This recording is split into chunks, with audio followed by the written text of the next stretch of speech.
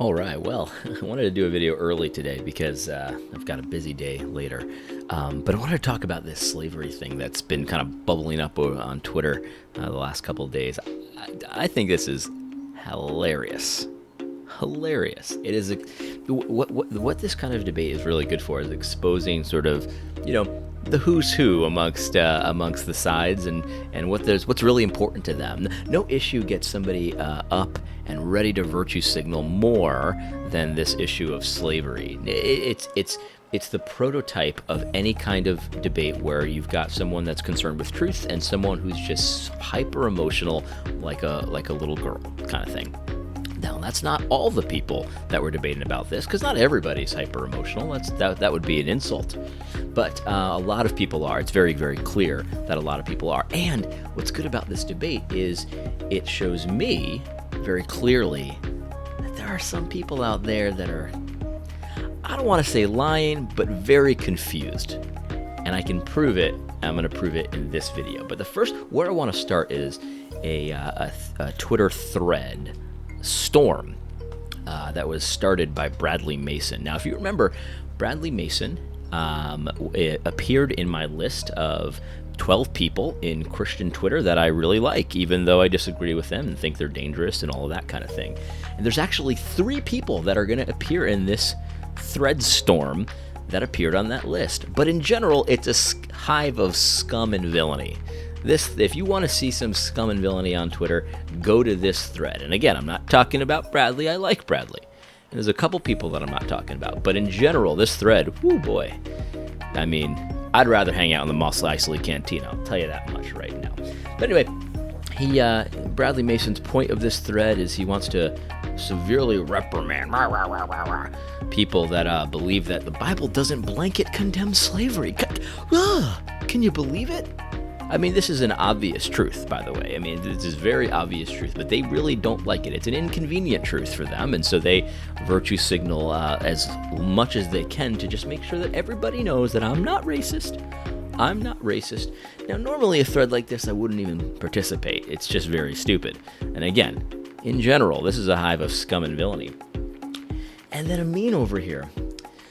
This is why I responded. Because I thought this response, and again, I like Ameen, but this response is really, it shows you why I know you're wrong. I know that you're confused or you're lying, or it's just very difficult for you to get outside of your ideology. Because here's what Ameen says. He says, also, that's why these dudes have fake avatars. Dudes want to get online anonymously and say stuff they know is ridiculously problematic. Keyboard cowboys, they all need to put their name on face on it if they truly claim to be confident in their position. Now, what was funny about this to me is if you look up, I'm just going to scroll up. Okay, I'm doing this in real time, guys. I'm doing this in real time. And he said, he's complaining that they all have fake avatars. And they don't put their name on it. They got to own it if they're going to be confident in their positions. If you scroll up to the picture, you can't see this here, but this is my tweet right here. This is my tweet right here. I have my name and face on my Twitter. This is Wilson Hines responding. Certainly appears to have his name and face on his Twitter. Here's Cody Gallegos. Seems like a real name to me. I don't know. Maybe it's not. He has a different kind of picture in his Twitter. Fair enough. This is Justin Reed. Doesn't have a Twitter picture, but Justin does certainly seem to be his real name. The one he's responding to, Ameen, is Conrad. Just a first name and clearly a fake picture. How do you get those kinds of glasses that turn things into opposite world? That's what I'd like to know, Ameen. And weren't you guys just yesterday complaining that John Harris had so much clout in Southern Baptist and Founders Ministry circles? Another man who does not hide behind a fake picture or a fake name. He's owning what he believes. So, I mean, like, this might be true. I don't know. Like, I haven't done the statistics on it. I highly doubt you have as well. You're just kind of putting forward this narrative.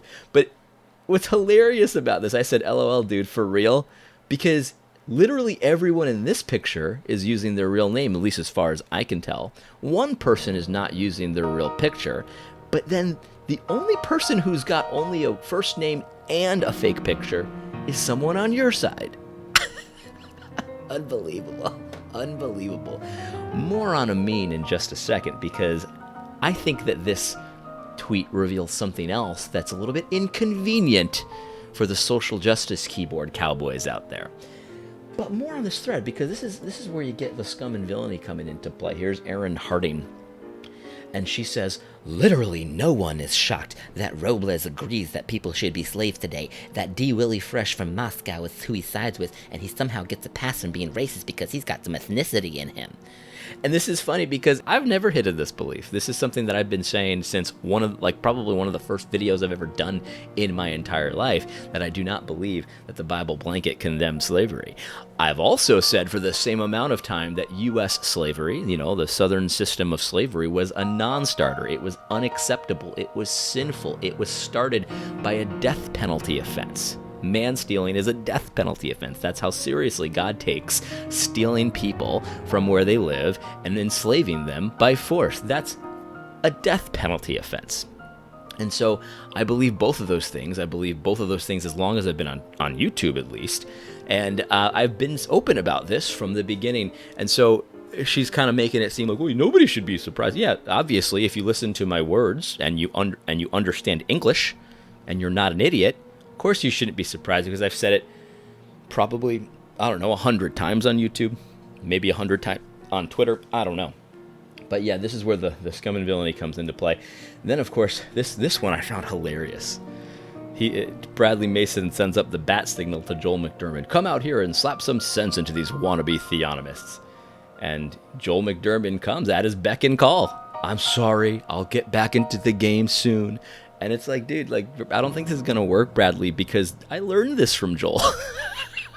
I learned this from Joel. And I like Joel. This is another guy that appeared on my 12 days of charity list. I like Joel very much. But yes, Aaron seems to think I learned this from Doug Wilson. I didn't. I learned this from Joel McDermott. So there you go. I don't think that one's going to work, my friend.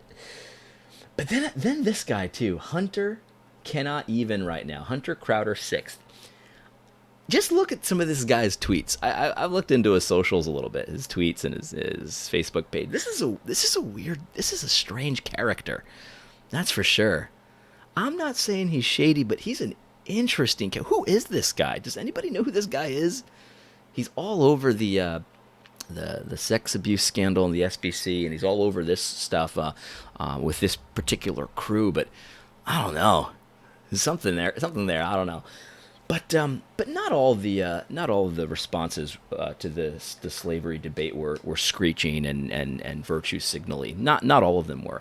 I saw a thread from Marcus Pittman, who basically he said that this is an example of why restitution-based indentured servanthood, or slavery, if you want to call it that, is better than our current prison system. He told a story about a guy who borrowed his cell phone and then stole it.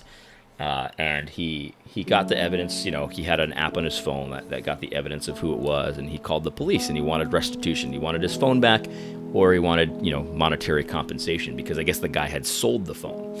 So the police officer says, no, there's not going to be any monetary compensation. You're never going to get that money back, and he's going to jail. He's going to go to prison for 2 years because he sold stolen goods and blah, blah, blah, blah, blah. So he steals a $200 phone, and he's facing 2 years of prison time or something like that. I might be getting some of the details wrong here. But Marcus says that that's immoral, that's unjust.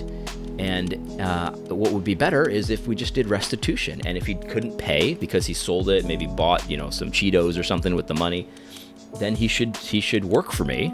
He doesn't have to work at my house. I'd garnish his wages. Essentially, he'd be my servant until he paid it back. That's the proper system, and I agree with Marcus. We should bring that back immediately, that system where we have a restitution-based penal system, not a penal system based on prison, because prison is immoral in and of itself. Plus, it also re-victimizes the victim, because Marcus would have ended up paying for that man's 2-year prison sentence. So Marcus would have ended up paying for him to be locked up in the cage like an animal, which he disagrees with anyway, and it just re-victimizes Marcus. I completely agree. The prison system is outrageous. It should be abolished today and replaced with restitution-based penology. Now, some people were disagreeing with that. And there are some disagreements that I think are maybe not valid, but they're not virtue signaling. One of them says, well, you're misunderstanding the general equity of God's law. So yes, we should apply the general equity of God's law, but the general equity of God's law does not mean we reinstitute slavery. And I'm sensitive to that. I'm sensitive to that argument, because what I'd like to see is, okay, fine, so show me the general equity that leads you to this prison system where there is no indentured servanthood, where there is no real restitution that's made for a thief. Show me that. So if you can show me in the Bible where, if you apply the general equity of God's law, it says you should build these prisons and have prisoners sit in those prisons for an arbitrary amount of time to somehow make up for the crime that they did. To me, that's a very tall order. It seems way simpler just to say, no, there's something about restitution that does not require you to build prisons and have people sit in them for 10 years to think about what they've done. You know what I mean? Like, that doesn't make any sense to me, but I'm open to hearing your case. There's another argument that I am also very sensitive to that I think is wrong, and I'm going to bring it to you here. I'm going to tell you why I think it's wrong. It says this. It says, God allowed slavery, but he did not command it. He allowed slavery, but he didn't command it. And what they'll often point to is the whole thing about God allowing divorce because of the hardness of people's hearts. I've heard this many times. I've heard this since I had become a Christian in the first place. And I feel that. I feel the weight of that. But it's a little bit too oversimplistic. While it's true that God doesn't command slavery, it's true he doesn't command slavery, because that would be like God commanding people to sin. So in other words, slavery exists because someone is dropping the ball. Someone is not doing what they ought to do. Either someone was a thief and stole something and they committed a crime, or someone sells themselves into slavery, which I think should be legal today. You should be able to sell yourself into slavery if you get into a situation that is untenable for you. So if you spend all your money like the prodigal son and on hookers and stuff like that, you might be all of a sudden in want, and so you might decide to sell yourself into slavery. That should be an option for you today. Obviously, the prodigal son was in sin there. He wasn't saving the way he ought. He wasn't, things like that. So he wasn't. He left his family. That was also a problem. Like, you know what I mean? He didn't have to go into slavery. He could have stayed with his father, who could have provided for him. But he chose not to. Instead, he chose to hate his father. So you see, like that should be okay. So God doesn't command it. But in the case of restitution, where somebody steals 10 oxen and can't pay back the 10 oxen, and you can hear that as a car or something like that, or steals your computer, or steals, from their employer or something like that, then in that case, if they can't pay, it is commanded. You see, just because God doesn't command slavery in and of itself, he doesn't command the situations that would arise that slavery would be required, doesn't mean that slavery is still not the proper penalty for those sins. So you can't just say, well, God doesn't command slavery, he regulates it, and so therefore we shouldn't have slavery today. That doesn't follow. Yes, God doesn't command slavery, that's true. But in the case of someone who's stolen, who cannot pay it back, he certainly didn't command that they go to prison. In fact, if you do that, then you're breaking God's commands, because he does command the proper penalties for this crime. He does command what restitution looks like. You can't just say restitution means whatever I want it to mean.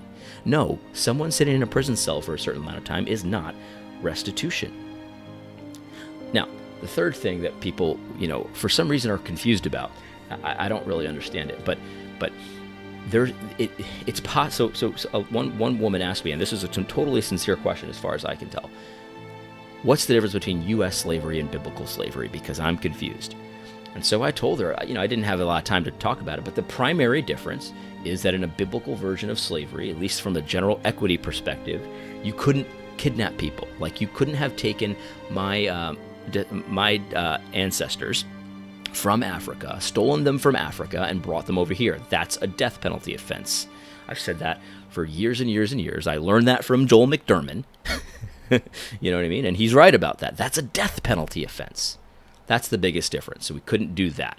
I think people should be able to sell themselves into slavery. I think that slavery should be instituted for restitution-based penalties and stuff like that.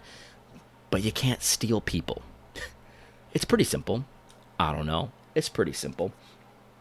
But anyway, let's get back to this for a second here.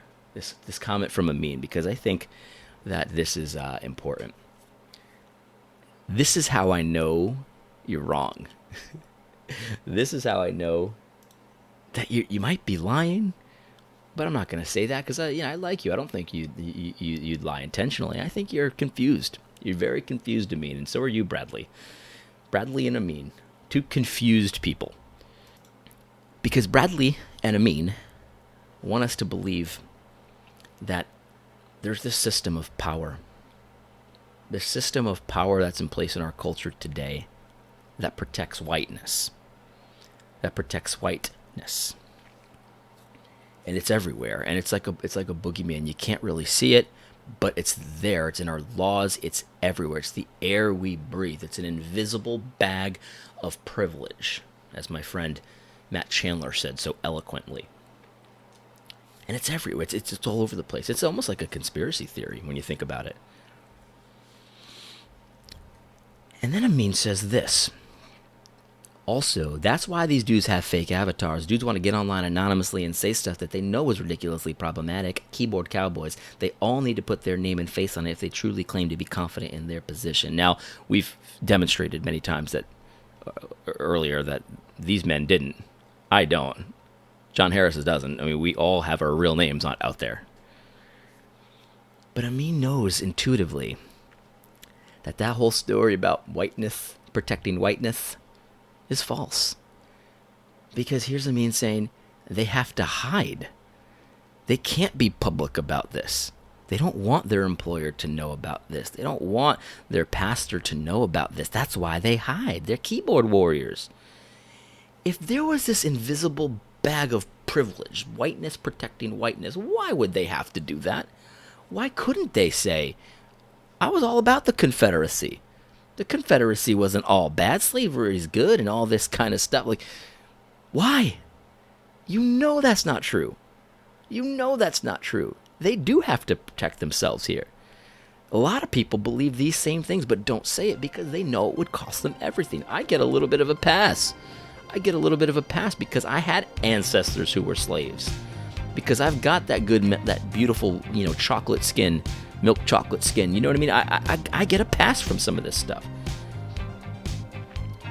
But you know that privilege thing, that whiteness power thing, who has the real cultural power? Who has the real cultural power? I mean, I ask you, if one side of this feels the need, in your opinion, because I'm not saying you're lying here, I think you're wrong about this, but I'm going by your standards here, this is answering you according to your foolishness, they have to hide their faces in a system of whiteness that's supposed to be protecting them. That seems like a pretty weird system of whiteness. So you know that it's your side that has the cultural power.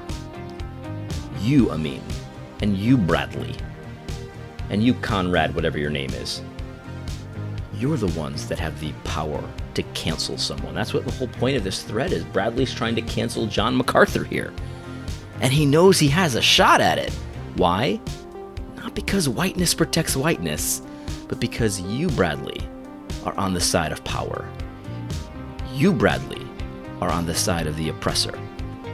You, Ameen, have the abilities to say things, whatever the heck you want. You say so many problematic things and you don't care to put your name on it because you know you can't be canceled.